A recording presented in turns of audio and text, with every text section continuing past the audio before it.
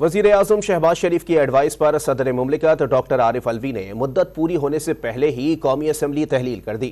نگراں وزیر اعظم کے لیے شہباز شریف اور اپوزیشن لیڈر راجہ ریاض میں مشاورت ہوگی۔